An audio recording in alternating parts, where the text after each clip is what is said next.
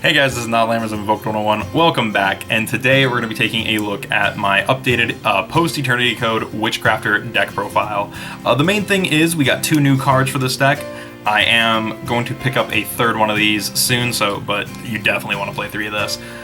But yeah, this is a really cool deck. It has some really awesome artwork, and it's one of those decks that came out of the deck build pack, and a lot of people really like it just for its artwork, but it is a pretty fun little casual deck, and you can play realistically whatever you want with it, depending on how you want to play it, because it is really flexible in a lot of different ways. So before we get into the deck profile, down in the description, if you're feeling generous and you feel like supporting the channel, there are a few different links down there where you can check it out and directly support the channel, as well as joining our Discord where we have weekly tournaments every Friday. So that said, I'm going to set these spells and traps off to the side, and we're going to get right into the main deck monsters. Also, I'm using the super dope MetaMats Meta Magic, I believe is this one, 2-player play mat for this video, just because I wanted to show this mat off. Alright, so the first card we are, of course, playing is 3 Witchcrafter Jenny. This is the Witchcrafter from Ignition Assault. I think I did a video when this card came out, and she is one of the best things to happen to Witchcrafter. She's able to copy Witchcrafter spells by banishing herself from the graveyard and a Witchcrafter spell card, which is really dope. And of course, all the Witchcrafter, low-level Witchcrafter monsters have the effect to tribute themselves and discard a spell card to special summon a Witchcrafter from the deck. So, very cool card. Jenny is easily one of the best ones. It's also confirmed that this is Servant of Endymion after she got fed up with Endymion stuff.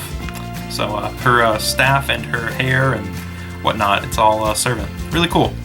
Next up we have Witchcrafter Pottery, and of course she has the tribute effect, and then she also has the extra effect, which is if you have no cards in your hand, you can banish this card from your graveyard, target a Witchcrafter card in your graveyard, add it to your hand, and you can only use each effect of Pottery once per turn. So really cool, just a really neat little one. And also all the Witchcrafters are like different attributes. So this one's wind, this one's earth. That's the other thing that kind of confirms that this is Servant, it's a wind. Then we have Witchcrafter Pator, which is one of the other really cool Witchcrafter monsters. This is another really good one. Of course, it has the tribute effect, and then it says, you can banish this card from your graveyard, draw 1 card, then send a Witchcrafter card from your hand to the graveyard, or if you have none, banish your hand. So she's kind of like an Allure of Darkness, in the sense that she makes you get rid of your hand. What's really cool is you can ditch Jenny to copy a spell card that you used previously, so off of the Pator, so it's really cool in that sense. And then the last low-level Witchcrafter monster we play is 3 Shemitah. Shemitah is one of the best Witchcrafter monsters because her extra effect from the graveyard, her banish effect, is that you get to send a Witchcrafter card from your deck to the graveyard. So really, really nice on her. Moving into the high-level ones, we play 1 Edel. Honestly, this should be the other card, the Witchcrafter. There it is, the Witchcrafter Unveiling. That's what she should be. She's okay. She's easily the worst Witchcrafter monster, like, which is she has a quick effect to discard a spell card and then special summon a Witchcrafter from the hand, and then it says you contribute this card, target a spellcaster in your graveyard, special summon it. So, which is kind of neat, but at the same time, it's not what you want to do. So, next up is a card that I actually recently found out is pretty pricey going up. I think it's like $12 now. Witchcrafter Hane. She's a level 7 dark spellcaster, and it says your opponent cannot target other spellcasters you control with card effects. Then she has a quick effect to discard a spell card and target a face-up card your opponent controls to destroy it. You can only use that effect of Hane once per turn. So if you get out 2 of these, it does do the soft lock. But yeah, she's easy. This one's actually my favorite. I like the artwork a lot. But yeah, she's easily one of the better Witchcrafters as well. Then we have I guess this is the boss monster. She was the cover card on Infinity Chaser, so I guess she's the boss monster. And it is Witchcrafter Madame Veer. She has the effect of during damage calc, if your spellcaster monster battles an opponent's monster, quick effect, you can reveal any number of spells with different names in your hand, and if you do, your battling monster gains 1,000 attack and defense for each card revealed until the end of the turn. Then she has another quick effect to discard a spell card and negate all face-up monster effects that your opponent currently controls. So, really cool, really nice. And also, I don't know if I can show it off, but all the Witchcrafters have like their own symbol. I found it out recently. There it is. It's on the jacket right there, that little, whoop, right there. I'm not very good at but yeah, they have like their own little logo, which is really cool. I love it when archetypes have like a clan symbol or whatever, like they have like their own little logo. I think it's super cool. Next up is Golem Ururu, or Golem Ubu. No, that was bad. But yeah, Witchcrafter Golem Uru is really cool. She says, when your opponent activates a card or effect that targets a spellcaster monster you control or targets it for an attack, you have the quick effect to target a card your opponent controls or a Witchcrafter spell in your graveyard. Special summon this card from your hand, and if you do, return the targeted card to the hand. So not only can she bounce monsters, she can bounce a spell, so that way you can instantly get it for your next turn, which makes her easily really good. I've actually thought about playing 3 of this. I do have a third one, but I don't know yet. And then it says you can only use this effect of Ururu once per turn. Once per turn during your opponent's standby phase, return this card to the hand. So she only stays on the field for a little bit, but it's definitely a good card. Next up, we have 2 Ash Blossom, and that's it for the monsters. It's the one hand trap that we play, and it's the only one that we need to play. So that is it for the Witchcrafter monsters. As far as the spells go, we are playing 2, we should be playing 3. 2 Witchcrafter Unveiling. This is the one of the new cards out of Eternity Code, and it is the best thing I feel Witchcrafters could have gotten.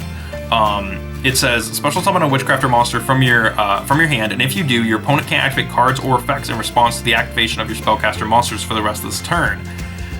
That's incredible for Witchcrafter because they are such a glass cannon. Like the fact that they can't Ash your Shemitahs anymore is insane. Then it also says, during your end phase, if you control a Witchcrafter monster while this card is in your graveyard, you can add this card from your to your hand. You can only use 1 Witchcrafter Unveiling effect per turn and only once that turn, which leads me into the whole thing that Witchcrafter cards do. You can only use 1 effect per turn, but they have 2 effects each, and the second effect is always that it can add to your hand. So during the end phase. So that's kind of cool that you do get to recycle this, but at the same time, it's so slow. Like, it's so slow. Next up, 3 Witchcrafter creations. I know, they're originals, right? Isn't that fancy? Wow, look at me flexing. Witchcrafter creation simply adds a Witchcrafter monster from the deck to the hand, and then it does the recycling effect. So, but yeah, easily one of the best cards and a must-have at 3. Next up, we have a card I'd like to get a third one of, but at the same time, I don't feel it's super necessary. 2 Holiday. This is target a Witchcrafter in your graveyard, special summon it.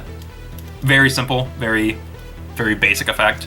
Then I'm playing 1 Witchcrafter Draping, which says target spells and traps your opponent controls up to the number of Witchcrafter monsters you control. Return those targeted cards to the hand. And then, of course, it has the end phase recycle effect. Then we have 2 Buy Street. Buy Street is, in my opinion, much better than the other card, which is Scroll. I think Buy Street is, but it's also a continuous spell, and the 2 continuous spells work a little differently. So it says the first time each Witchcrafter monster you control will be destroyed each turn by battle or card effect, it is not destroyed. You can only use one of the following effects of Witchcrafter Buy Street per turn, and only once that turn. And I believe both of them have the same kind of bullet point effects on them. So Buy Street says, it says, if a Witchcrafter monster you control would discard to activate an effect, you can send this card from the field to the graveyard instead. During your end phase, if you control a Witchcrafter while this card is in your graveyard, you can place this card face up in your spell and trap zone. So, and I believe Scroll does the same thing as far as the bullet point effects. Yes, Scroll does the exact same thing. But instead, we play 1 Scroll, by the way. But its main effect is once per turn when your spellcaster monster destroys a monster by battle, draw a card. So, really cool there.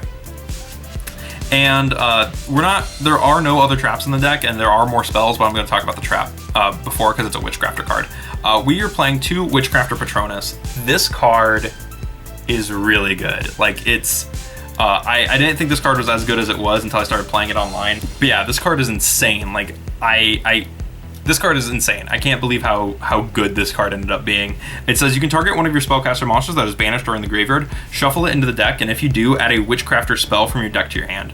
That's pretty insane, especially since how easy it is to lose advantage. This lets you regain that super quickly, like way quicker than I thought would be possible. And then it says you can banish this card. If this card's in your graveyard, except the turn it was sent there, you can banish this card, then target any number of banished Witchcrafter spells with different names, add them to your hand.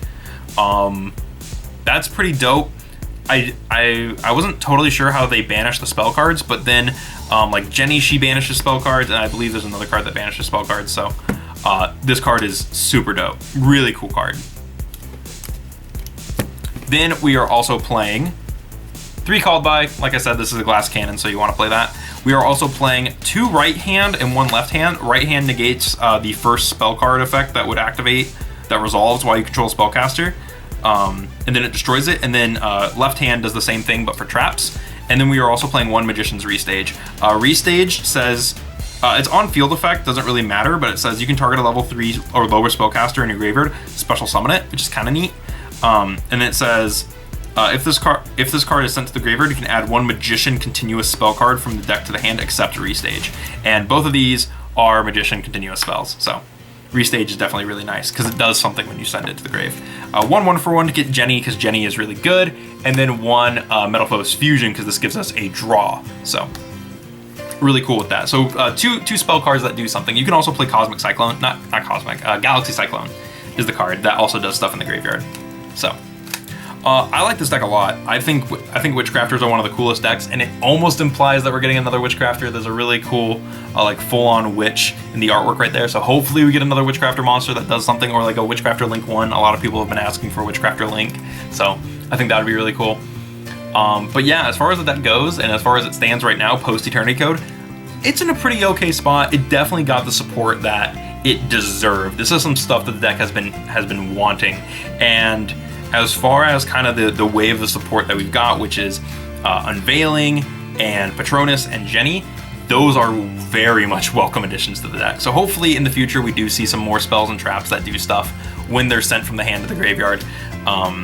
So that way we can see some cool interactions with this deck, because I definitely think this deck has the potential to be really, really strong and a really fun casual deck. But with that said, thank you guys for watching. Down in the description, there's links that you guys can use to directly support the channel, including our Teespring, our Ko-fi, and our Cashapp. We also have our Discord link down there, so if you feel like checking out our Discord and chatting with us and joining our tournaments that we have every Friday, that is how to do it.